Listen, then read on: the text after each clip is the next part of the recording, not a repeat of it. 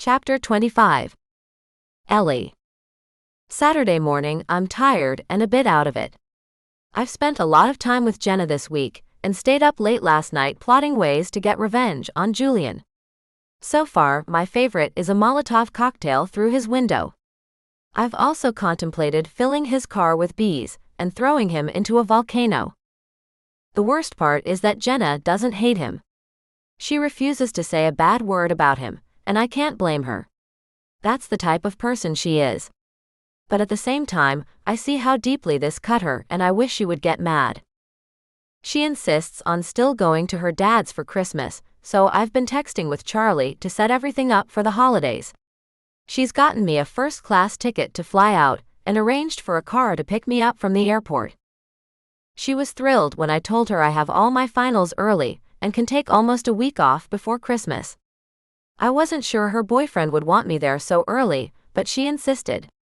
She sounds so happy, and I hope he's good for her.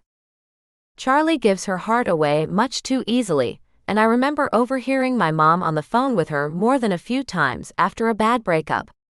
Giving her heart to the wrong men has caused Charlie a lot of heartache. Then again, Jenna has been guarding her heart all her life and she's now suffering too. She's been so stingy, guarding her heart like it was her most valuable treasure, and still got it stomped on. I want at least one of them to have some luck in the love department. I'm a bit early to class and slow my steps as I walk up the stairs. D is going to be here. I've been avoiding him all week, and he seems to understand that I need to be there for Jenna. He must know about the breakup, but he hasn't asked. And I haven't mentioned it. It's an unspoken rule that we don't discuss anything serious. When my phone rings, I almost sigh in relief. "Hey, how are you?" I ask. "Okay," Jenna says. "Are you busy?" "I have a few minutes." "Did something happen?" "I saw Mia and Elsa yesterday." "Oh."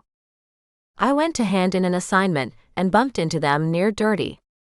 "Did you talk to them?" It seemed rude not to. "What did they say?" I unbutton my coat, and lean against the wall in the hallway. "They said they were sad that it ended, and that they liked me." "So he had told them about it." "I guess so." "Are you okay?" "I'm just in a bad mood. Everything reminds me of him, and it's hard." "Look, I have to do a thing, but after that I'll be right over, okay?" "You don't have to." "But I will. Maybe you could take a nap or something. We can watch more rom-coms. Or whatever you want. Legally Blonde?"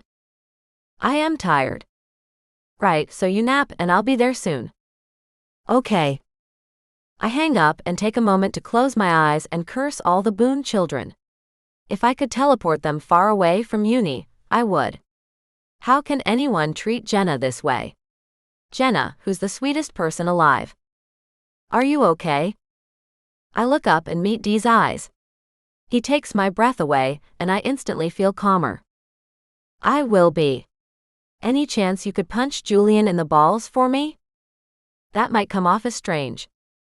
We go into class and hang up our coats. He keeps giving me curious glances, but I can't talk to him about this. He's Julian's friend and will probably take his side. Besides, I still don't know what's going on between him and Victor. "Do you have plans for Christmas?" he asks. "I'll be seeing family." "You?" We move to the back of the room, where we normally try to stay out of everyone else's way, as we stumble over our own feet. "Same. Any chance we could meet up over the break? Have some hot sex?" He wiggles his eyebrow and I laugh. "Are you sure you're not sick of me yet?" He looks taken aback. "What? Are you sick of me?" "No, not at all. But you're not really known for any long-term relationships." I cringe. "Not that this is a relationship, but you know what I mean." He shrugs. "I like the sex." "Me too," I say and check the time. Everyone is here except Irina. Besides, he steps in closer. "I still have a few things I want to do with you." "To you."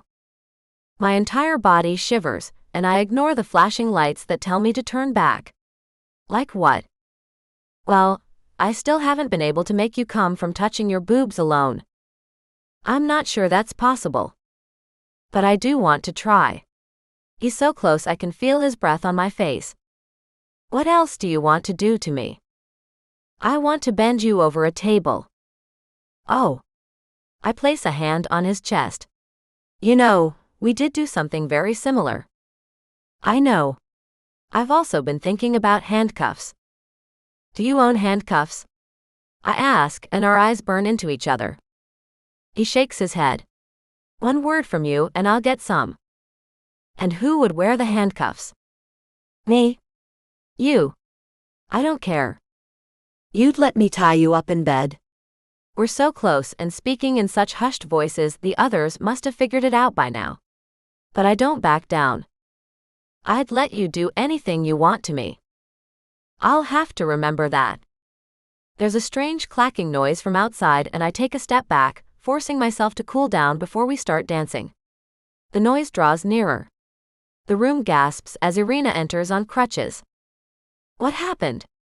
Naomi asks and hurries up to her. I'm sorry I'm late, Irina says. Her left leg is in a cast and she wobbles a bit where she stands. I would have called or emailed you, but this is all so new. Yesterday, I was in an accident. I fell and landed hard on my leg. There's a fracture and I have to wear a cast for 6 weeks.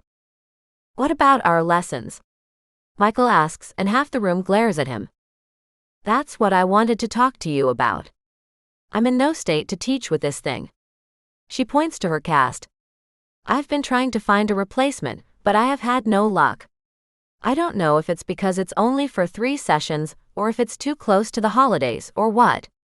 But I'd like to offer you a deal. If this works for you, and you agree, we could simply postpone the classes until next year. I know we were only supposed to run until Christmas, but if you don't mind, we could do the last few classes in January and February. So I'd like to offer you 5 free sessions, starting in January, to make up for this. There's some murmuring and discussion in the group. I stay quiet. It doesn't matter to me. Naomi and Peter agree with little hesitation. Their wedding isn't until May. There is some grumbling, but everyone sees the sense in what she's saying. Ellie? Irina asks. That's fine by me. I'm disappointed to be done with the dancing for now, but I can't very well ask her to show us the steps with a broken leg. This works out nicely for me, Dee says, and with that, relief floods Irina. She thanks us profusely and promises she will help us as much as she can come January. There isn't much more to do, so we start to slowly put our coats on again. How come you're taking these classes anyway? I ask Dee as we're getting ready. He shrugs. No reason. He tries to sound nonchalant, but I don't buy it. He's hiding something. It's too bad we had to go on break now. We were getting pretty good. Especially compared to the first few weeks. I know. I don't think you've stepped on my toes for like 3 weeks. We're practically professionals. I wink at him and when he smiles, it warms my insides. We do know pretty much all the steps. Precisely. It's just the twists and turns we need to work on. And that's like nothing. Do you need a ride?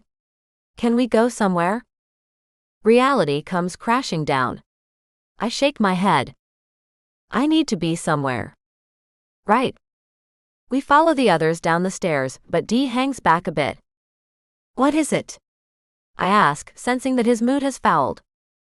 Are you meeting Victor? I stare at him. What? I need to know, because if you would rather be with him, then we're over. You're telling me I can't be friends with him? Believe me, Victor does not want to be friends with you. Wow. Did you really just say that? He is incapable of friendship. He's not a good person, babe. Funny, he said the same thing about you. Dee's jaw tightens, and I worry he's about to crack a tooth or something. He said that. About me. It doesn't matter. You don't get a say in who my friends are. If I want to be friends with him, then I will be. No matter what past you two share. Fine. Just let me know if you'd rather fuck him. Because I will not share you. He takes off, leaving me gaping after him, trying to push down the butterflies that his words created. He won't share me? If I didn't know better, I'd say he was jealous. But that's not it. We decided there would be no feelings involved. This must have to do with Victor and the animosity between the two of them. But if D stole Victor's internship, why is D mad? Is it because Victor tried to come clean about what he saw? I take the bus to Jenna's and wonder if D is afraid I'll find out the truth. Maybe he thinks I'll end our agreement. I could tell him I know. But if I do, and don't end it with him, I would be the world's biggest hypocrite. Maybe I still am. I shouldn't be with someone capable of doing what D did, no matter how good the sex is. If it's true. But it can't be true.